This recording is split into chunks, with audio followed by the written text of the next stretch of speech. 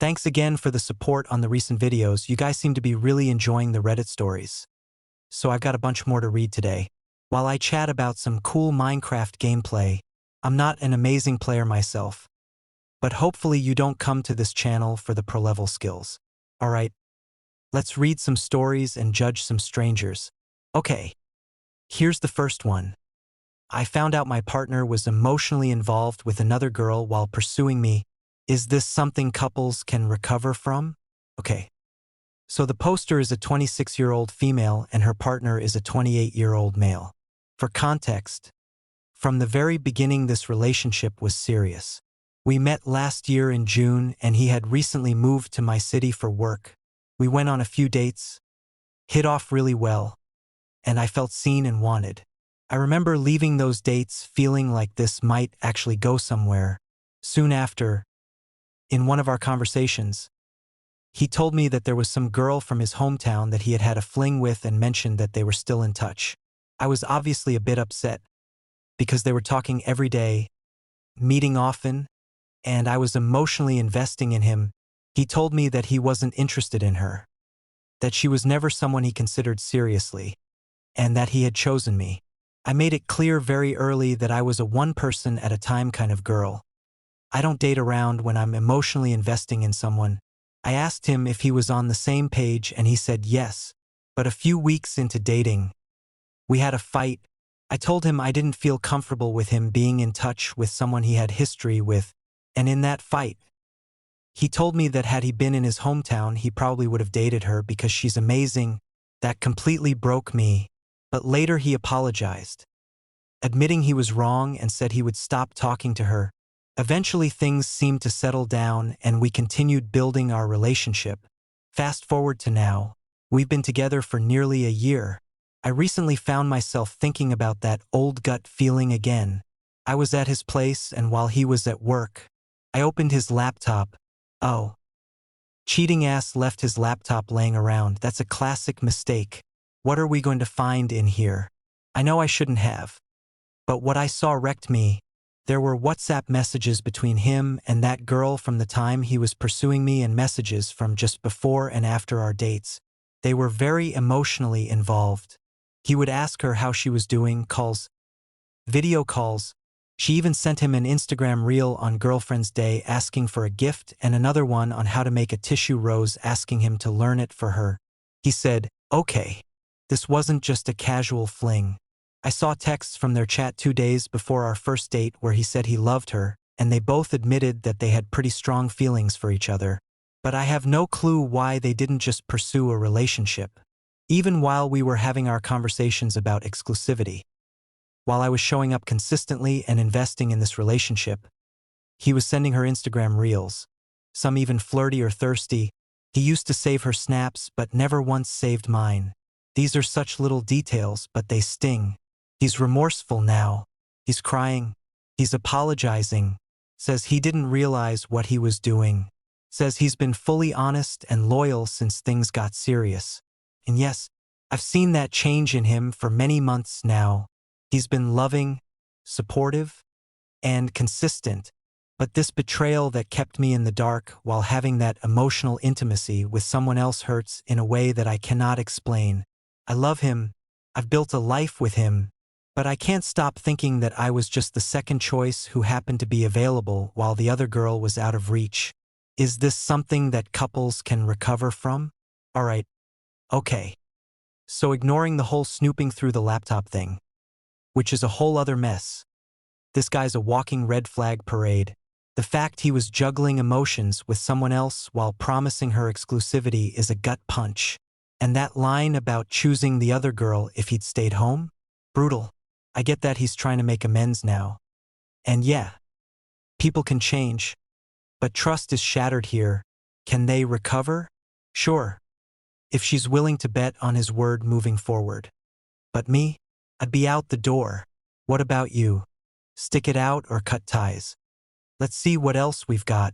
Man, I was just thinking about how fun it is to explore those dark caves in Minecraft. Always keeps me on edge. This one caught my eye and I had to read it.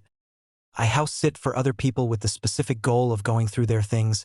This post is written by a 34-year-old male. Tay. He writes, "So I've been a house sitter slash dog watcher for a number of years. It's truly easy money and I'm excellent at what I do. Odds are your place will be cleaner than when you left for your vacation or work trip. I'll collect your mail and organize it by the date it was delivered. Wash all my towels and the bed sheets. Never have a guest over, etc., etc. However, unknown to you and every person who has let me house sit, I'm going through your things, specifically your clothes, mainly just your clothes. I'll open and go through every closet and open and go through all your drawers, dresses, suits, bathing suits, sweaters, pants, skirts, underwear, scarves, jackets, hosiery, hats, you own it. I'm gonna have a look at it. If I really like something, if it really catches my eye or gets my heart going, I'll try it on. I'll stand in front of your mirror and see how it fits on me. I'll wear it around the house and see how it feels, especially if you're a married woman. For some reason your things in particular I love to look through and wear. Yes.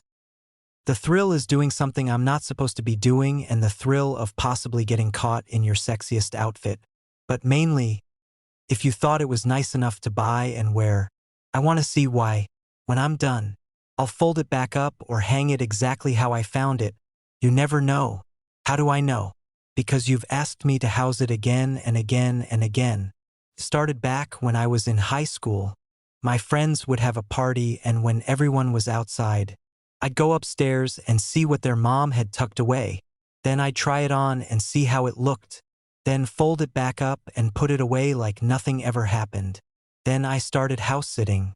I found out that I could have free reign and not have to sneak around. I'm sure this all sounds incredibly creepy and like a breach of trust. I'm not looking for advice. Just wanted to get it off my chest. Looking back, it does feel wrong. This is so insane. I mean, this guy's out here playing dress up in strangers' closets. Talk about a wild confession. It's creepy. No doubt. But he's oddly good at covering his tracks if they keep hiring him. Lesson here? Lock your wardrobes. Folks, let's move on from that fashion fiasco. Okay. This next one talks about the death of a pet. If that bothers you, you've been warned. Here it is. My son was being difficult, so I put our dog to sleep. We got a golden retriever 13 years ago, and my son was 4. My son never got bored with him. Our dog started to have health issues, and it got to the point where he started to have seizures and suffered from dehydration. This vet said our dog could live a few more years if we got him a kidney transplant. I didn't even ask how much, let alone how incredibly selfish that was.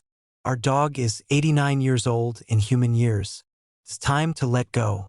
My son says we should do everything to save our dog's life, including getting a loan to pay for it. I couldn't reason with his logic.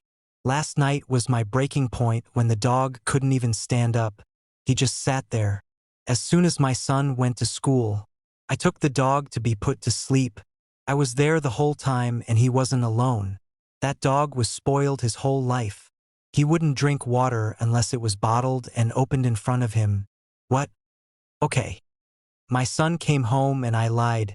I said the dog had a massive seizure and died before we got to go to the vet. I hadn't seen him cry since he was 10. Thank God I did what I did because I couldn't take one more minute of my son being emotional. Okay. Wow. This guy's a piece of work. Putting the dog down isn't the issue.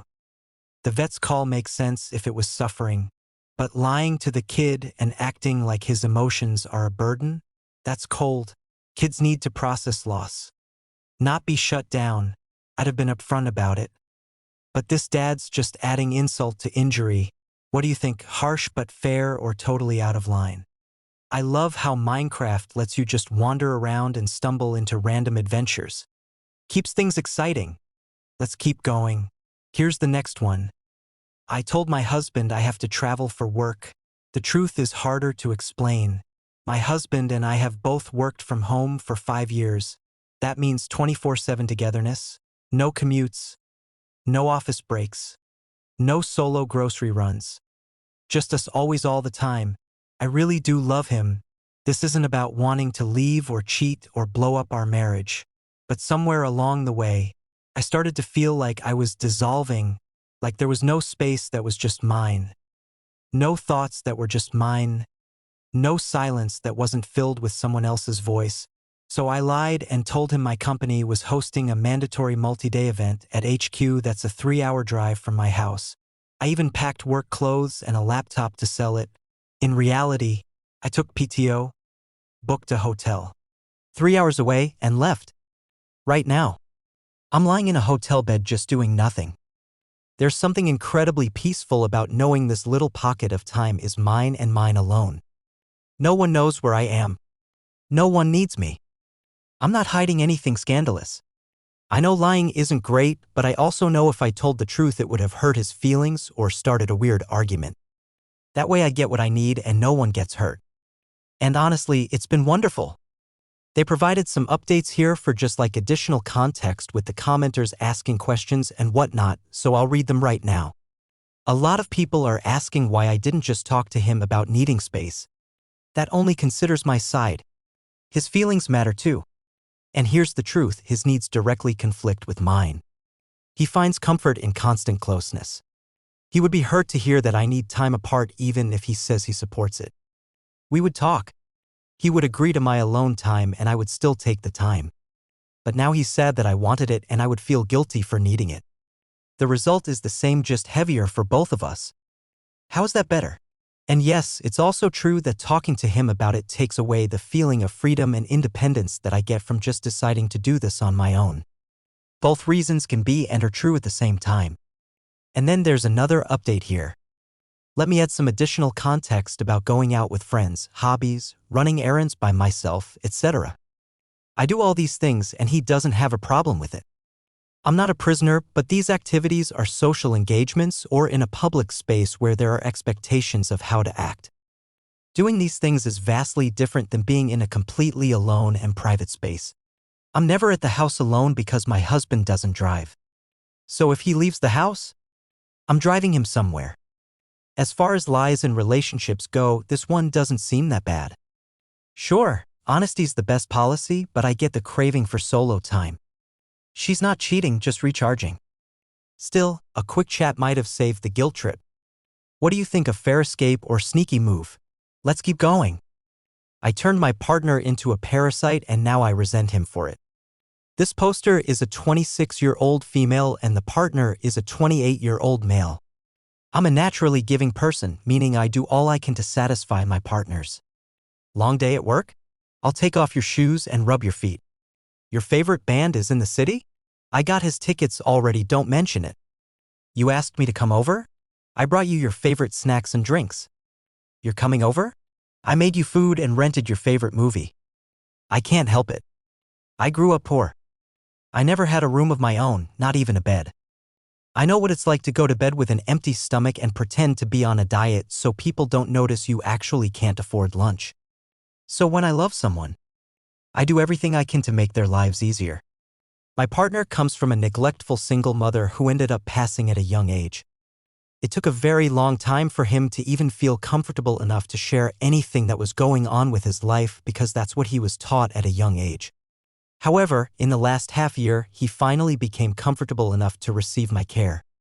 It went from being hesitant to expecting certain things to all the time. All I wanted was to be a reliable shoulder for my partner, someone who would have his back when he needed and someone who I could rely on as well. But somehow now I'm having to pick up and drop him off everywhere because he can't afford his car anymore. Sometimes he'll ask me to stop at the drive-thru and after ordering pretend to be on his phone and expect me to pay. Last week he asked me to send him an Uber because his card declined and he had a shift to go to. I picked him up once he got out and to my surprise he asked if we could make a stop at Walmart because he was in the mood for snacks. With what money? Mine? Writing it down. I'm embarrassed and to an extent guilty that I'm maybe overreacting.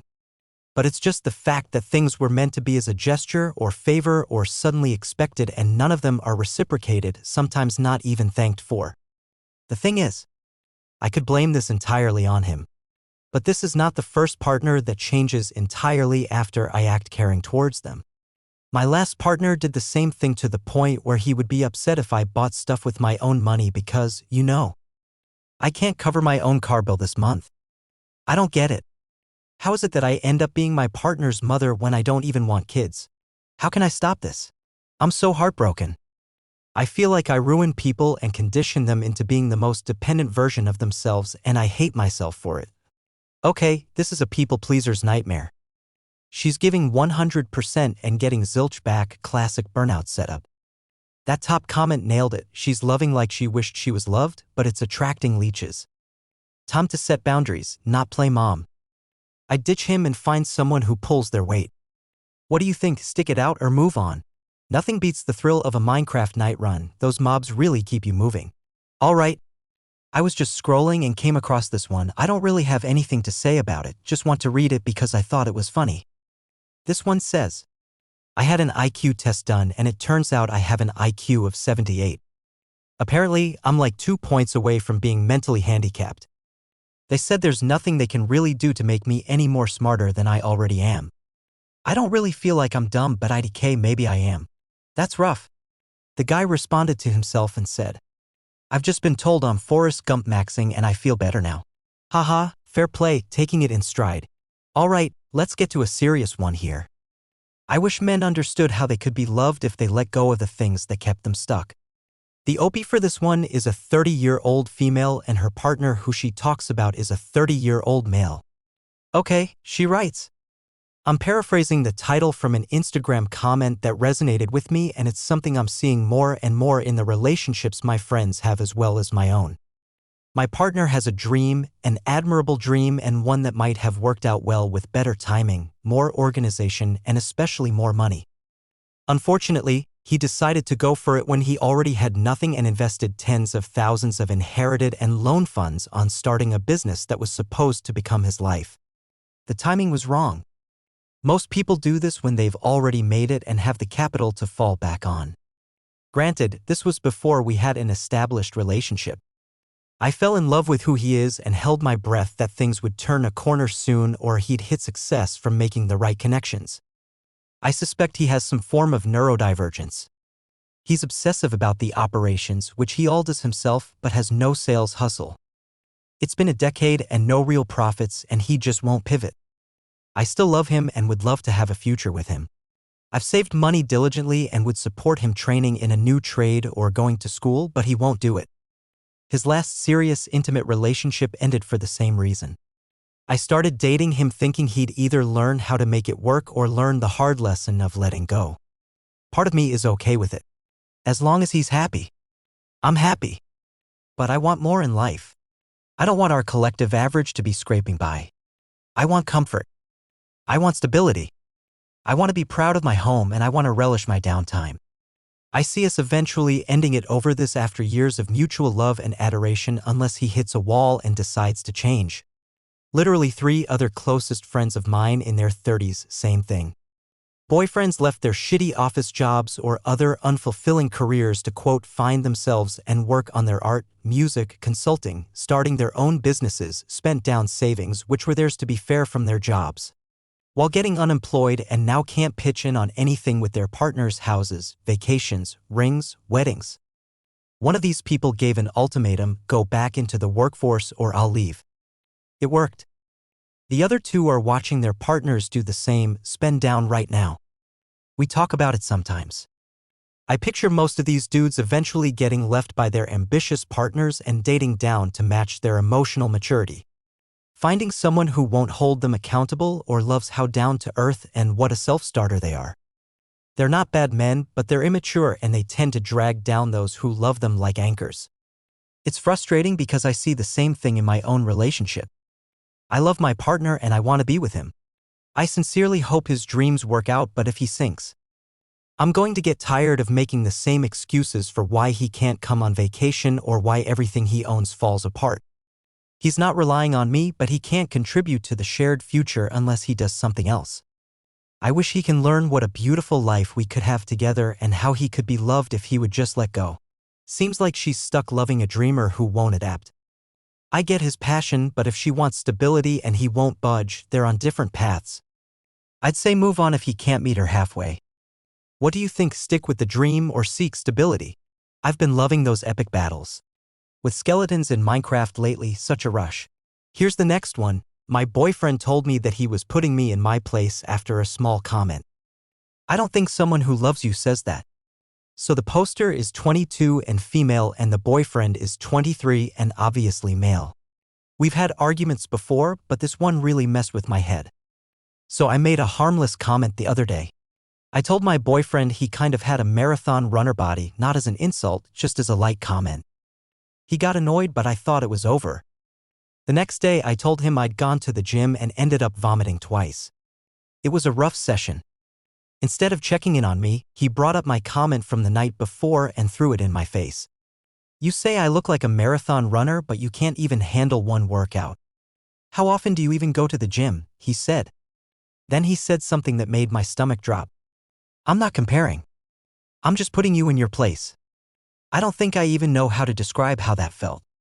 It was condescending, disrespectful, and it felt like he needed to win something at my expense. To make it worse, we had talked about how I love cherries the day before, and in the middle of this argument he goes, "You know what? I'm not getting you cherries. You don't deserve them." What? Am I a kid being punished? I'm currently thinking of breaking up with him because I've reached the point where it's just too much.